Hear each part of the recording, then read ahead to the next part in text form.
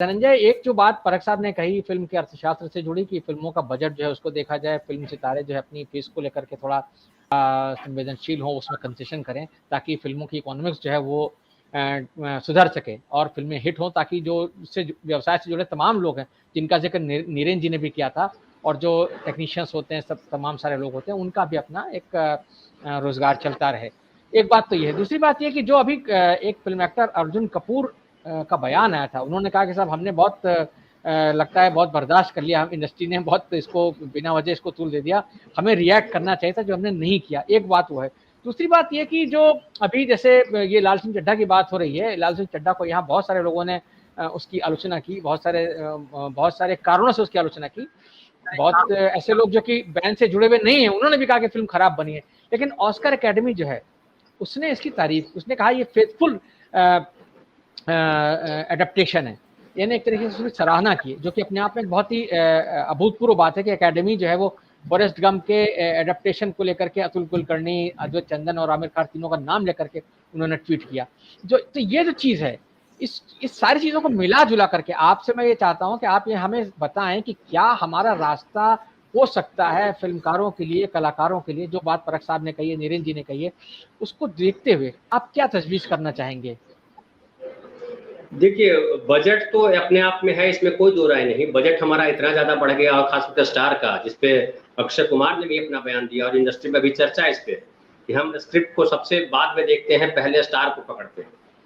तो वो तो असर है, इसमें कोई दो राय नहीं। लेकिन एक मैं और बात कहना चाह रहा हूँ अमिताभ जी, आपने उसकी शुरुआत में चर्चा की नीरेन जी से बात करते समय, दूसरे राउंड में गीत संगीत की बात की। देखिए, हमारी फिल्मों में गीत संगीत एक बड़ा अहम विषय हुआ करता था, अहम पहलू हुआ करता था। और कई फिल्में ऐसे अपने आपको याद होंगी जिनके स्क्रिप्ट लेवल पे या फिल्म के लेवल पे बहुत अच्छी नहीं होती थी, गाने इतने अच्छे होते थे कि आदमी उसको देखने जाता था और फिल्में हिट हो जाती थी। ढेर सारी फिल्में ऐसी आप अगर गिनाने जाएंगे तो लंबी लिस्ट हो जाएगी। और उसको इस संदर्भ में हम देखते हैं कि आज भी 2011 के जनगणना के अनुसार भी अगर बात करें हम, क्योंकि 2021 में तो जनगणना हुई नहीं, तो 60% आबादी हमारे देश की जो है वो 5वीं पास है। तो जिस तरह से आपने एकेडमी की बात, ऑस्कर एकेडमी की बात कही, उसने कहा कि बेस्ट अडॉप्टेशन है, तो उसको इस तरह से देखिए कि वही ऑस्कर वाले जो है हमारी मदर इंडिया को किस तरह से देख रहे थे, और हमारे भारत की जनता ने मदर इंडिया को किस तरह से देखा है। तो वो वैचारिक अंतर तो वहाँ है। और एक बड़ा मैं अंतर मानता हूँ कि हमने जो फिल्मों से गाने हटा दिए हैं, उसका भी एक हमें जो है बड़ा नुकसान हुआ है। फिर एक और हम महत्वपूर्ण पहलू पे बात करना हमें जरूरी लगता है, जो हमारे फिल्म का जो डिस्ट्रीब्यूशन का जो पूरा एंगल है, पूरा जो चेंज हो गया है। पहले आप देखिए, जब फिल्म के डिस्ट्रीब्यूटर होते थे वो अलग अलग जोन बने हुए थे, साउथ के डिस्ट्रीब्यूटर, पंजाब, दिल्ली, यूपी के डिस्ट्रीब्यूटर, ये ईस्टर्न सर्किट के डिस्ट्रीब्यूटर। तो सारे डिस्ट्रीब्यूटर फिल्म देखते थे और अपनी सलाह भी देखते थे। अलग अलग जोन के लोग होते थे, जिसको पैन इंडिया आप कहते हैं। तो उनकी सलाह भी कई दफा काम करती थी, और एक पूरे हिंदुस्तान के दर्शकों को वो ध्यान में रख करके वो रिप्रेजेंटेटिव होते थे एक तरह से, क्योंकि उनको सिनेमा हॉल में दर्शक का जो फीडबैक मिलता था उसके हिसाब से वो बोलते थे, है ना। लेकिन जो अभी जो सिनेमा है, जिस तरह से डिस्ट्रीब्यूशन हो रहा है, वो कंप्लीटली मुंबई बेस्ड हो गया। वो बड़े बड़े कॉर्पोरेट कंपनियां हैं, कॉर्पोरेट कंपनियां के अंग्रेजी पढ़े हुए जो एग्जीक्यूटिव्स हैं वो डील कर रहे हैं, और उनके अंदर उनके सामने जो मेन टारगेट ऑडियंस है या जो एनालिसिस का उनका पास जो डेटा है, वो हॉलीवुड को जोड़ते हैं, हॉलीवुड को देखते हैं। तो हमारा सिनेमा, हमारी फिल्मों की राइटिंग, हमारी फिल्मों का डिस्ट्रीब्यूशन, ये सारा हॉलीवुड सेंट्रिक हो गया।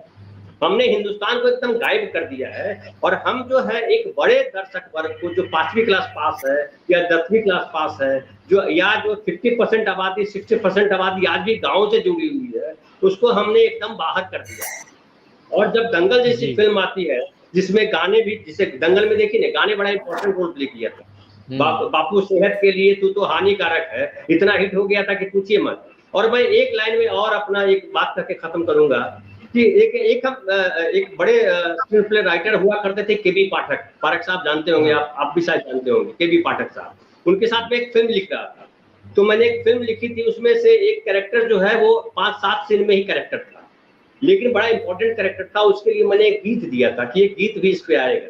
तो हमने उनसे पूछा कि क्या ये गीत सही रहेगा देना। उन्होंने कहा था कि कोई भी कैरेक्टर अगर छोटा हो तो गीत से अंडरलाइन किया जाता है, एस्टैब्लिश होता है वो कैरेक्टर। और वो उससे याद रखते हैं कि फलाना गाना जो गाया था कैरेक्टर। तो वो जो गीतों की जो एक अहम भूमिका थी हमारे हिंदी सिनेमा ने पिछले कुछ सालों में, खासकर ग्लोबलाइजेशन के बाद, उसको धीरे धीरे करके खत्म लगभग कर दिया। और गीत आज जो दिए जा रहे हैं वो भर्ती के गीत होते हैं, नाम के लिए गीत होते हैं। तो उस पे एक मुझे लगता है कि असर है स्क्रिप्ट और गीत गाने भी बड़ा महत्वपूर्ण है, उनका रोल होता है जो जी। हम शायद फिल्मकार सिनेमा के लोग नहीं देख पा रहे हैं।